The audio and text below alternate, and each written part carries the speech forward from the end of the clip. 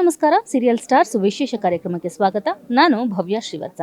G Kannada ವಾಹಿನಿಯಲ್ಲಿ ಹೊಸದಾಗಿ ಶುರುವಾಗ್ತಿರುವಂತಹ ಕೃಷ್ಣ ರುಕ್ಕು ಅನ್ನೋ ಸೀರಿಯಲ್ನಲ್ಲಿ ನಾಯಕ ಕೃಷ್ಣನ ಅತ್ತೆಯ ಪಾತ್ರವನ್ನು ನಿರ್ವಹಿಸ್ತಿರುವಂತಹ ನಟಿ ಸುಚಿತ್ರಾ ಅವರೀಗ ನಮ್ಮ ಜೊತೆ ಇದ್ದಾರೆ. ಬಹಳ ವರ್ಷಗಳ ನಂತರ ನಮ್ಮ ಕರ್ನಾಟಕದ ಸೀರಿಯಲ್ ಲೋಕಕ್ಕೆ ಎಂಟ್ರಿ ಕೊಡ್ತಿರುವಂತಹ ನಟಿ ಸುಚಿತ್ರಾ ಅವ್ರನ್ನ ಮಾತಾಡ್ಸೋಣ ಬನ್ನಿ. ಮೇಡಮ್ ನಮಸ್ತೆ, ಹೇಗಿದ್ದೀರಾ? ನಮಸ್ತೆ, ಚೆನ್ನಾಗಿದ್ದೀನಿ. ನೀವು ಚೆನ್ನಾಗಿದ್ದೀರಾ? ಬಹಳ ಚೆನ್ನಾಗಿದ್ದೀವಿ ಮೇಡಮ್. ತುಂಬ ವರ್ಷಗಳ ನಂತರ ಕನ್ನಡ ಕಿರುತೆರೆಗೆ ಕಮ್ಬ್ಯಾಕ್ ಮಾಡ್ತಿದ್ದಾರೆ ಸುಚಿತ್ರಾ ಅವರು. ನೀವು ಬಹಳ ಪರಿಚಿತ ನಮ್ಮ ಕನ್ನಡ ಕಿರುತೆರೆ ಫ್ಯಾನ್ಸ್ಗೆ. ಸೊ ಇಷ್ಟು ವರ್ಷಗಳ ನಂತರ ನೀವು ಕನ್ನಡಕ್ಕೆ ಕಮ್ಬ್ಯಾಕ್ ಮಾಡ್ತಾ ಇದ್ದೀರಾ? ಸುಮಾರು ವರ್ಷ ಆಗಿದೆ. ಸುಮಾರು ಒಂದು 9-10 ಇಯರ್ಸ್ ಆಗಿರ್ಬೋದು ಅನ್ಸುತ್ತೆ. 9 ವರ್ಷಗಳ ಬಳಿಕ ಕನ್ನಡ ಕಿರುತೆರೆಗೆ ಕಮ್ಬ್ಯಾಕ್. ಆಲ್ಮೋಸ್ಟ್ 9-10 ಇಯರ್ಸ್ ಆಗಿರ್ಬೋದು. ಯಾಕೆ ಮೇಡಮ್ ಇಷ್ಟೊಂದು ಗ್ಯಾಪ್? ಇಲ್ಲ, ಆ್ಯಕ್ಚುಲಿ ನಾನು ತೆಲುಗು ಮತ್ತು ತಮಿಳ್ ಪ್ರಾಜೆಕ್ಟ್ಸ್ ಮಾಡ್ತಿದ್ದರಿಂದ ಸೊ ನನಗೆ ಕನ್ನಡ ಪ್ರಾಜೆಕ್ಟ್ಸ್ ತೊಗೊಳೋದಕ್ಕಾಗಿರಲಿಲ್ಲ.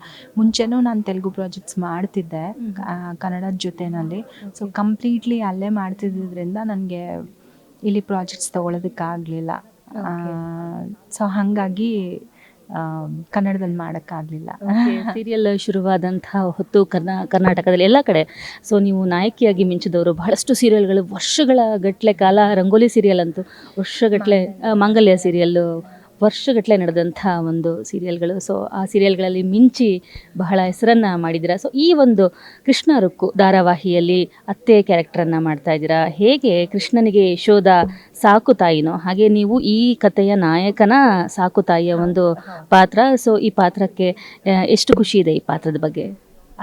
ತುಂಬ ಖುಷಿ ಅನಿಸುತ್ತೆ. ನೀವು ಹೇಳ್ದ ಹಾಗೆ ಕೃಷ್ಣನಿಗೆ ಹೇಗೆ ಯಶೋಧ ಸಾಕು ತಾಯಿನೋ ಇದರಲ್ಲಿ ಕೂಡ ಕೃಷ್ಣನಿಗೆ ನಾನೇ ಸಾಕು ತಾಯಿ.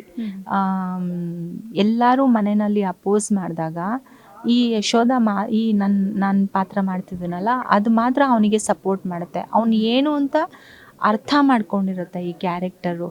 ಸೊ ಅವನ ನೋವು ಕಷ್ಟ ಏನೇ ಇರ್ಬೋದು, ಅವನ ಹ್ಯಾಪಿನೆಸ್ ಇರ್ಬೋದು, ಪ್ರತಿಯೊಂದರಲ್ಲೂ ಶೇರ್ ಮಾಡ್ಕೊಳ್ಳೋದು ಈ ಕ್ಯಾರೆಕ್ಟರು.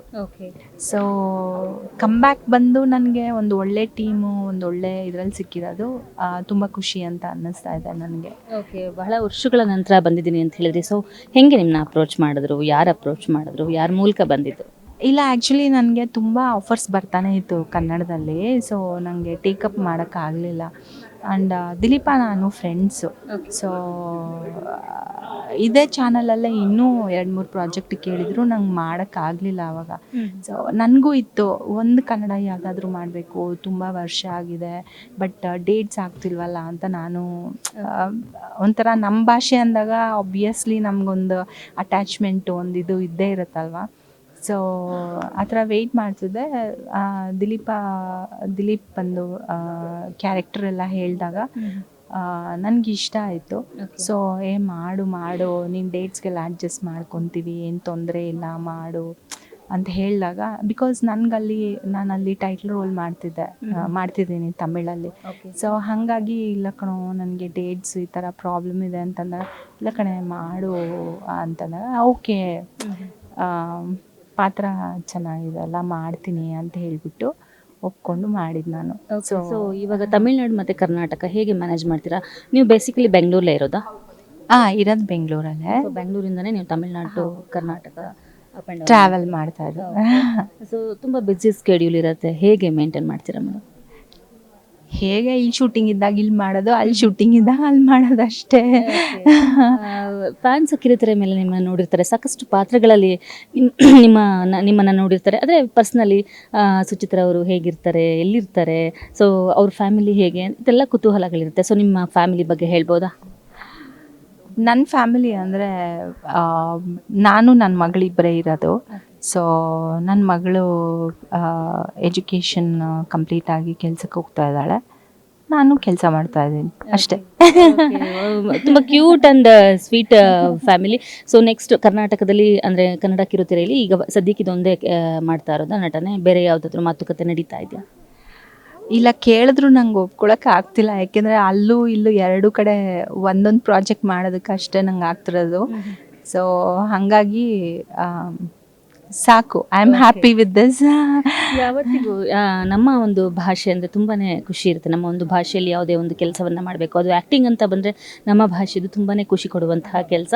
ಸೊ ತಮಿಳ್, ತೆಲುಗು ಈ ಥರ ಎಲ್ಲ ಮಾಡ್ತಿರ್ತೀರ. ಏನಾದ್ರು ಡಿಫ್ರೆನ್ಸ್ ಅನ್ಸತ್ತಾ? ಅಲ್ಲಿ ಸೀರಿಯಲ್ಗಳು ಅಲ್ಲಿ ಹೇಗೆ ನಡೆಸ್ಕೊಳ್ತಾರೆ ಅಥವಾ ಇಲ್ಲಿ ತುಂಬ ಚೆನ್ನಾಗಿ ನಡೆಸ್ಕೊಳ್ತಾರೆ? ಡಿಫ್ರೆಂಟ್ ಎಕ್ಸ್ಪೀರಿಯನ್ಸ್ ಇರತ್ತಾ ಭಾಷೆಗಳ ಚೇಂಜ್ ಆದಾಗ?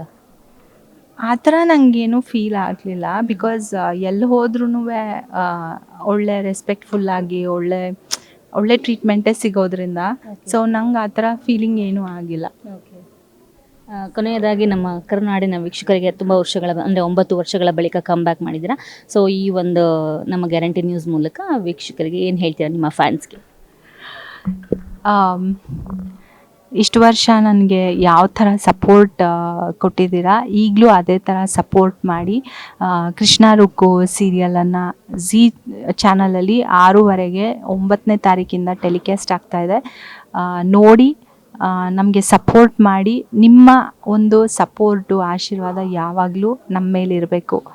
ಆ್ಯಂಡ್ ಥ್ಯಾಂಕ್ ಯು ಎಲ್ಲ ಮೀಡಿಯಾ ಅವ್ರಿಗೂ ಥ್ಯಾಂಕ್ ಯು. ಆ್ಯಂಡ್ ನಿಮ್ಮ ಸಪೋರ್ಟು ಕೂಡ ನಮಗಿರಬೇಕು. Thank you so much.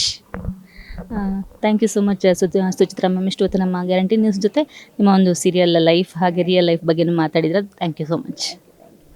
ನೋಡಿದ್ರಲ್ಲ ವೀಕ್ಷಕರೇ, ಇದಾಗಿತ್ತು ನಟಿ ಸುಚಿತ್ರಾ ಅವರ ಮಾತುಗಳು. ನೋಡ್ತಾ ಇರಿ ಗ್ಯಾರಂಟಿ ನ್ಯೂಸ್, ಸುದ್ದಿ ಖಚಿತ, ನ್ಯಾಯ ನಿಶ್ಚಿತ. ನಿಮ್ಮೂರಿನಿಂದ ವಿಶ್ವ ಮಟ್ಟದವರೆಗೆ ರಾಜಕೀಯ, ಸಿನಿಮಾ, ಸ್ಪೋರ್ಟ್ಸ್ ಯಾವ ಸುದ್ದಿಯೂ ಮಿಸ್ ಆಗಲ್ಲ.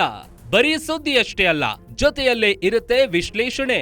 ಗ್ಯಾರಂಟಿ ನ್ಯೂಸ್ ನ ಸಬ್ಸ್ಕ್ರೈಬ್ ಮಾಡಿ, ಫಾಲೋ ಮಾಡಿ, ಕ್ಷಣ ಕ್ಷಣದ ಅಪ್ಡೇಟ್ಸ್ ಪಡೆಯಿರಿ.